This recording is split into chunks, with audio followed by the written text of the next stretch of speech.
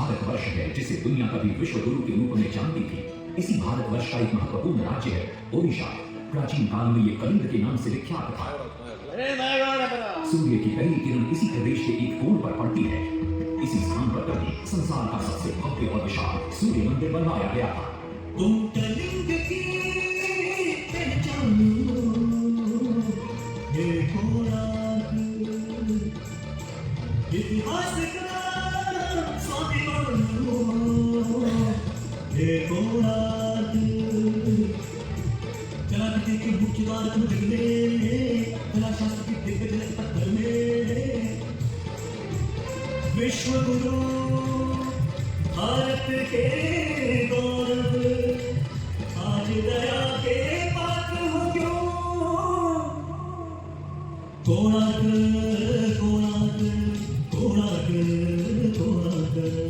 सैकड़ों साल पहले की बात है। पुरातात्विक दस्तावेज के तौर पर संग्रहित पुस्तक मादला पांजी और बारह चक्रा में उल्लेख है कि 13वीं सदी में गंगवंश के राजा लंगूला नरसिंहदेव ने इस सूर्य मंदिर का निर्माण करवाया था। नरसिंहदेव युद्ध में बड़े प्रवीण और शक्तिशाली थे और मात्र 18 साल की उम्र में वे अपने पिता राजा अनंग भीमदेव की विशाल सेना के प्रधान सेनापति नियुक्त कर दिए गए थे।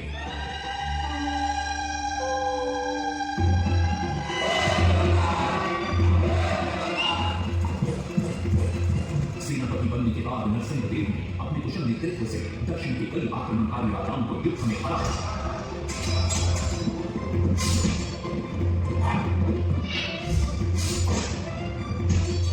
और उनके राजकोष पर कब्जा कर लिया।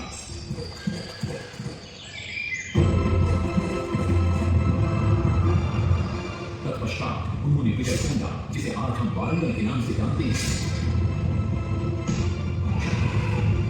के काकतीय वंश के राजा गणपति को परास्त किया और उनके राजकोष पर भी कब्जा कर लिया। 3 वर्षों तक निरंतर युद्ध के पश्चात जब वे बहुत सारी धन संपदा लेकर गरीब लौटे तो राजमहल में उनका भव्य स्वागत हुआ।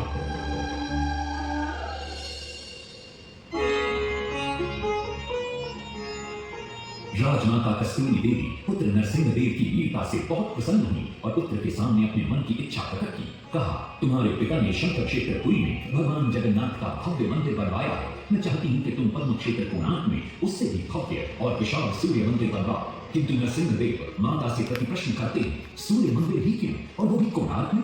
तब राजमाता कस्तूरी देवी बतलाती, द्वापर युग में भगवान श्री कृष्ण के पुत्र सांब बड़े ही सुंदर और सुकुमार थे। वो नारद मुनि को चिढ़ाया करते थे।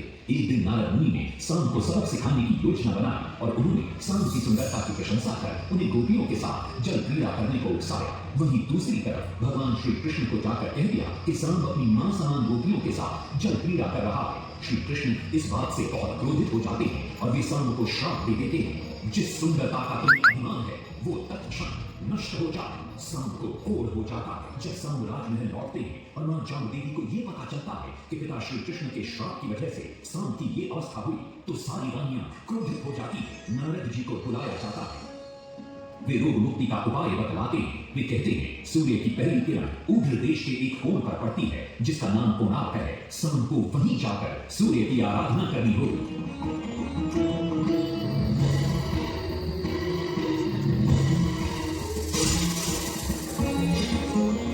बहुत ही लंबी और कठिन यात्रा के पश्चात सांब अपने सैनिकों और सेवकों के साथ कोणार्क की चंद्रभागा नदी के तट पर पहुंचते हैं और नित्य प्रातः स्नान के बाद सूर्य की आराधना आरंभ करते हैं।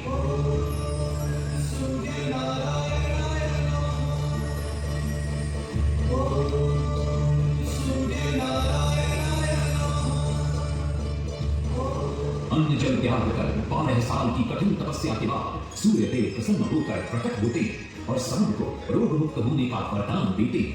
पुत्र, आज रात्रि के चतुर्थ प्रहर में स्नान करते समय नदी के तल में तुम्हें एक वस्तु मिलेगी, वो मेरा ही प्रतिरूप होगी। उसका स्पर्श पाते ही तुम इस कोढ़ रोग से मुक्त हो जाओगे। स्नान के पश्चात सांब जब नदी से बाहर आते हैं तो वो रोग मुक्त हो चुके होते हैं। उनके हाथ में एक छोटा सा पत्थर है। उनके सुंदर और सुकुमार शरीर को देखकर सारे अनुचर और सिपाही प्रसन्न होते हैं। सांब उस पत्थर को वहीं स्थापित कर एक छोटा सा मंदिर बनवाते हैं। लेकिन जब उन्हें ज्ञात होता है कि सूर्य पूजा का विधि विधान यहाँ किसी को पता नहीं है तो वे चिंतित हो जाते हैं। वे ध्यान में बैठते हैं। सूर्य देव पुनः प्रकट होते हैं और और शाम के पूछने पर बतलाते हैं कि दूर पश्चिम में साक्य देश के मागा ब्राह्मण पूजा की विधि विधान जानते हैं। सांप साक्य देश की ओर निकल पड़ते हैं जो आज का ईरान है। महीनों की लंबी यात्रा के बाद सांप 18 नागा ब्राह्मण परिवारों को साथ लेकर कोणार्क लौटते हैं और सूर्य मंदिर में पूजा शुरू हो जाती है। राजमाता कस्तूरी देवी नरसिंहदेव को बतलाती है कि विवाह के कई वर्षों बाद तक जब हम निसंतान थे, मैंने भी उस सूर्य मंदिर में पूजा अर्चना की और तुम पुत्र रूप में मुझे प्राप्त हुए।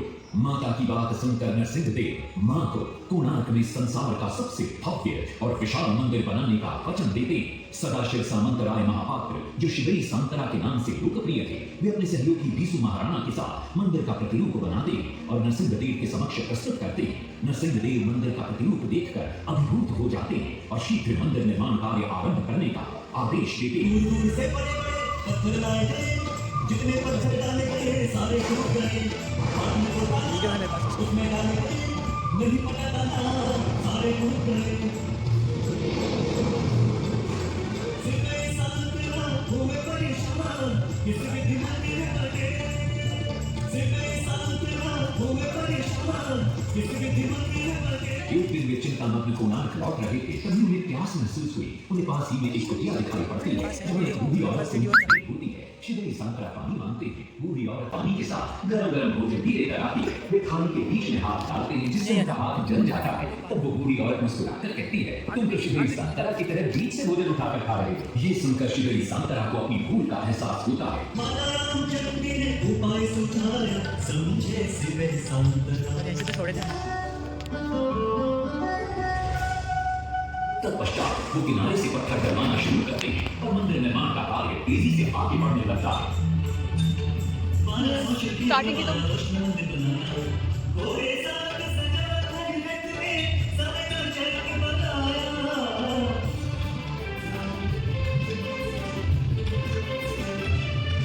दूसरी तरफ कलिंग के उत्तर के राज्यों के नवाबों के बार बार राज्य पर आक्रमण हो रहे थे। इन आक्रमणों से क्रोधित होकर नरसिंहदेव अपनी विशाल सेना को लेकर युद्ध के लिए निकल पड़े।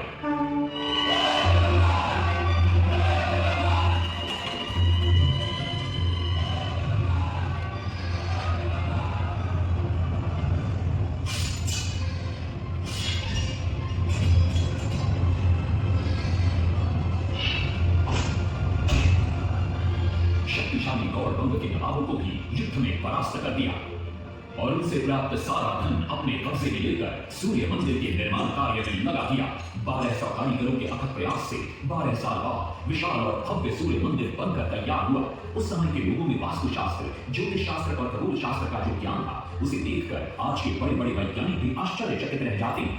कई प्रयासों के बाद भी मंदिर के गुंबद पर कलश स्थापित नहीं हो पा रहा था। क्रोधित नरसिंहदेव ने आदेश दिया कि कल प्रातः काल तक यदि कलश स्थापित नहीं हुआ तो सबके सर धड़ से अलग कर दिए जाएंगे। सभी शिल्पकार घोर चिंता में डूब जाते हैं। दूसरी तरफ मुख्य शिल्पकार बीसू महाराणा का 12 साल का बेटा धर्मपद सूर्य मंदिर के प्रतिरूप पर कलश दिखाकर प्रसन्न होता है और मां के सामने अपने पिता से मिलने की इच्छा व्यक्त करता है। मां अपने बागीचे के पेड़ पोटली में बांध कर देती है और कहती है, अपने कुत्ते बलिया को साथ लेकर कोणार्क जाओ।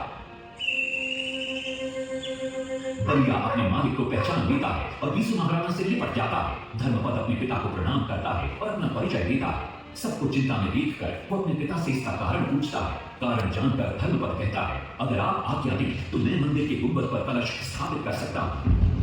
शिवई सांतरा धर्मपद को अनुमति दे देती। धर्मपद गुंबद पर चढ़ जाता है और कुछ ही समय के प्रयत्न के पश्चात वो कलश को स्थापित करने में सफल हो जाता है।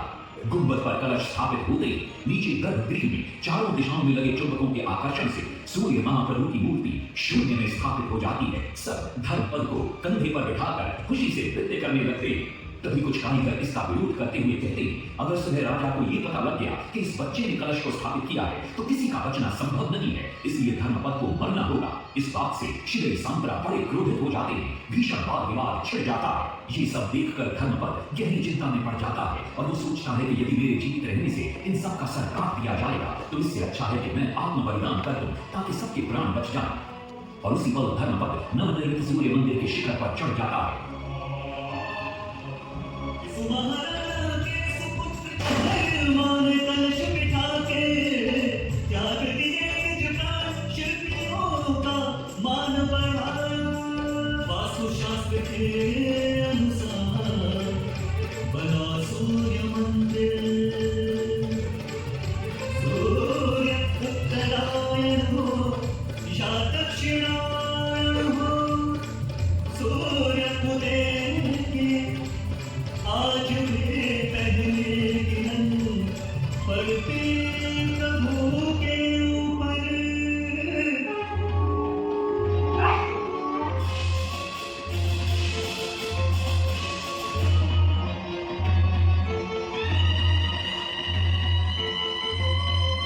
तभी वहां नरसिंह देव भी आ पहुंचते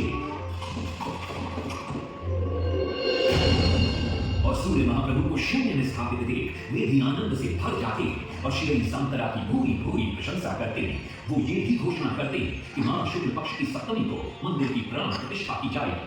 लेकिन श्री सांतरा कहते, राजन तिथि तो अच्छी, लेकिन मंदिर की प्राण प्रतिष्ठा के लिए ये शुभ नहीं। किंतु राजा अपनी बात पर अड़ जाते। श्री सांतरा को दुख होता और कोई वाद विवाद किए बिना वे हमेशा के लिए वहां से चले जाते। पूर्व निर्धारित तिथि पर मंदिर की प्राण प्रतिष्ठा संपन्न होती।